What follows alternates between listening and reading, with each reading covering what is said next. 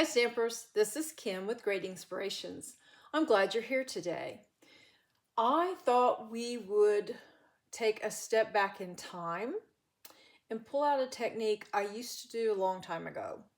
Do you know how in stamping, card making, crafting in general, um, techniques come and go, trends come and go, but they never really go out of fashion.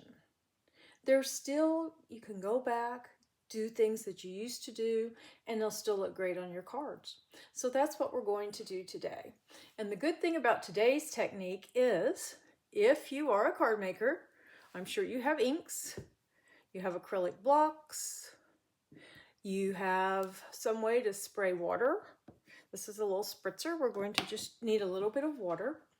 And I know you have cardstock, and that's what we're going to use today. It's just some plain white cardstock. And what we're going to do, we're also going to use something from the kitchen. And we're going to use some cling wrap. And actually this box of cling wrap has been in my craft room for probably 10 years. I bought it when we lived in North Carolina, and I still have it. I do use it for several techniques. I guess I just don't use it that often. And it usually doesn't take a whole lot. But when we combine the cling wrap, the acrylic blocks, the ink, and the water, we can come up with some great card backgrounds. And those backgrounds don't need to be used just for backgrounds. And we'll walk through that a little bit later on. But I will show you a few samples. Here's one that I made using a blue and a green. And then here's one that I made using a purple and a blue. And then I have one that I used the three colors I have here. These are Stampin' Up! Inks, Pumpkin Pie, Daffodil Delight, and Flirty Flamingo. And here's the background I made with those three colors. You can use one color, two colors, three colors. You can use more than three. I just stop at three for me because after three, you kind of start to run out of some space and things could start to get a little muddy as well. And again, this is just regular cardstock.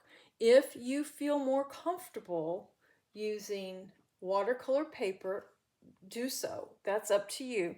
But we're not going to get so much water on the paper that it is a necessity to use the watercolor paper. Now, you do have to be a little careful because look what I did. I went very lightly on this to just give a subtle background. But on this one, well, I dropped my plastic wrap, so I've got a big blob of orange. But I can certainly use other spots on here. Or I could even die cut that out for a background. So anyway, let's take a look at how to do this. And you may already know it's easy peasy. We're just going to get us a piece of plastic wrap. And I'm going to tear three because I have three colors. So there's one. Might tear three if I can get it to come out. Two. And then a third one. Now, yesterday, I received something in the mail that was shrink wrapped in something very similar to this plastic wrap. It wasn't the real shiny, crinkly wrap, but it was very much like cling wrap. And I gave it a try with this technique, and that worked too. So if you have some of that laying around, you can use that. But all we're going to do is sort of wad these up, bringing all the ends together. And what I do, I just kind of twist it like this to give me a little handle. But if you have like a binder clip, you can definitely twist this all up like this, open up your binder clip, put some of the wrap in there, and then you can have a handle. Or you can also use a small rubber band, anything you like. For me, I just twist the top like that. So there's one. We need two more.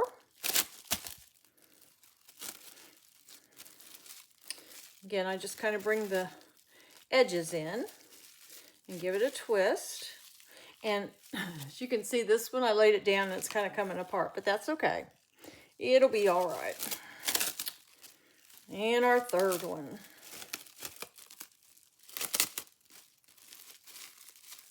You just want to get enough of a crinkly here, enough of a smush together so you'll have a design. And now what we're going to do, let's see, I think I put this, we're going to just put some ink on the stamps. And one thing I have learned, the more pigment, the darker the color of the ink, the less you'll need on your acrylic block. Now, if you don't want to use an acrylic block, or if you don't have one, you could maybe use any kind of a mat. If you have a silicone mat, if you just have a piece of acetate, you could put it on a piece of acetate. That'll work. Now see, the orange, I'm not going to need to tap many times because it is very pigmented. It's a darker color. And now I just have my little spritzer, and we're just going to spritz some water. And you can start with whichever color you care to start with. I think I'll start with the orange and try not to make a big blob. So as you see, I need to kind of bring my wrap back together again. Just going to pick up some ink, and then we're just going to tap very lightly, kind of pounce. And just do it however much you care to do. And move on to the next color. Again, I'm going to have to... I can see the utility of using the binder clip or a rubber band, but it's okay. I don't mind. Just get some the yellow on here. You will want to protect your work surface because it could get wet. This mat will wipe clean, so it's no biggie. And we'll use some of the pink color, the Flirty Flamingo.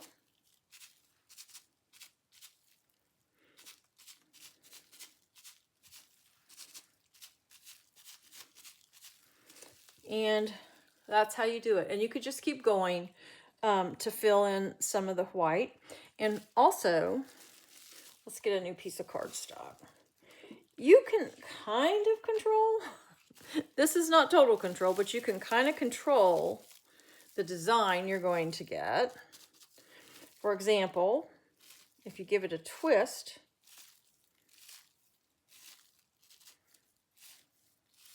and see, you got more color there. I should have gone lightly, but you can get more of a circular effect.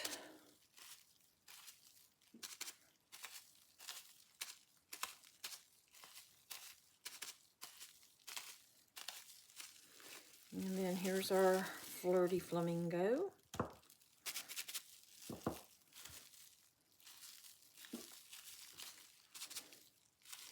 Almost looks like little flowers, sort of.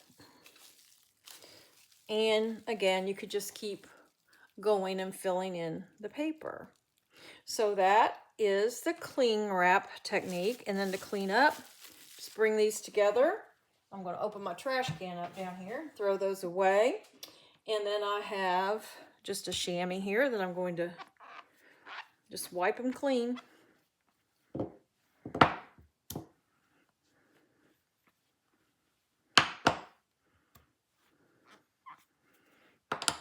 Then I'll wipe my surface.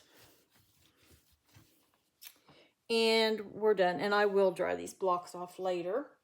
I'm going to bring in my cloth here to dry my surface off. And now we'll take a look at some cards that I made using this technique. Okay, now first of all, we talked about it's a great way to make a background. And that's all this is. I just trim this. They are 5.5 by 4.25 pieces of cardstock, because that would be a whole card front. So I start with that. And then when I decide what I want to do with them, if I need to trim them down, I trim them down. And that's what I did to get this background piece. I just matted it, put a greeting on it, a few embellishments, and put it on a card. Quick and easy. And I think it looks great. It makes a very unique background. No two will ever look exactly alike.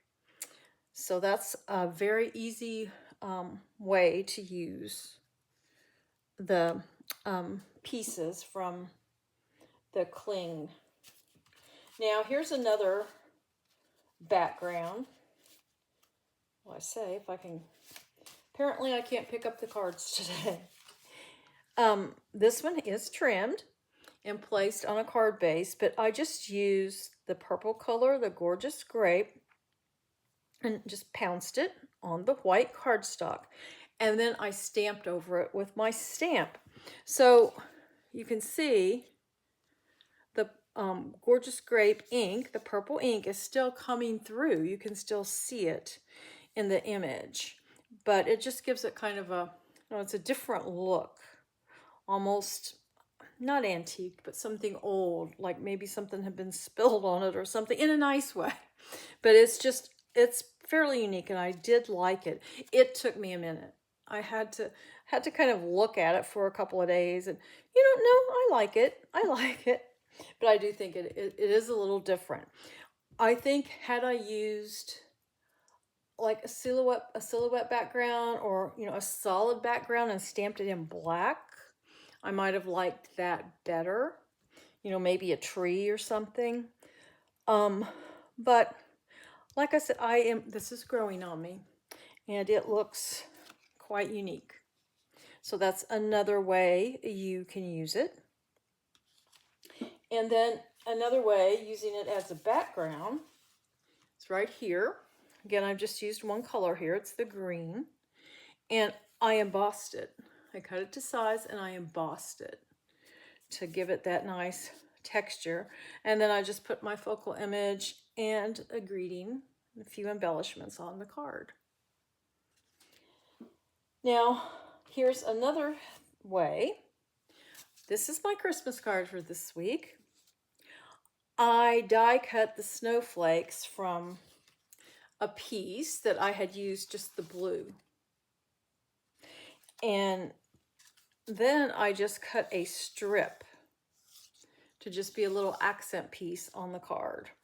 So you could make several cards if you just were doing the accent strips, just out of a piece of this. You could cut more snowflakes if you like, but that's all I did. I know it's kind of hard to see that they have the blue on them, but they do. Okay, and now